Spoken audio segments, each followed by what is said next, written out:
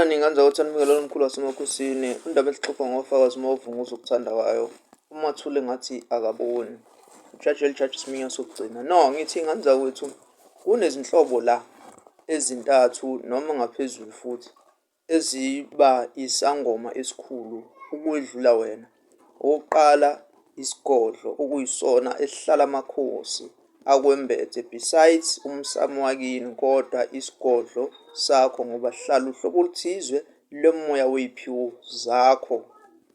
Kuzoba ubulawo, gobongo elikhulu, ubulawo bonke nje, amagobongo onke ngoba asuke nomthetho.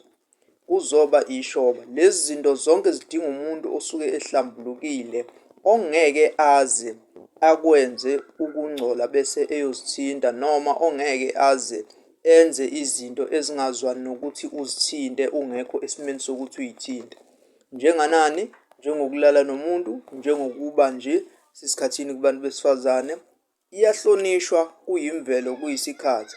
Ungamuzwa komunye ekhuluma okunye kwakhe ngoba awumazi ukuthi wenzeni ukuze aze akwazi. Kukhona abantu engike ngafind out umusho ukuthi khona umuntu oyaye angene esigodlweni kade esuyadelele nomuntu.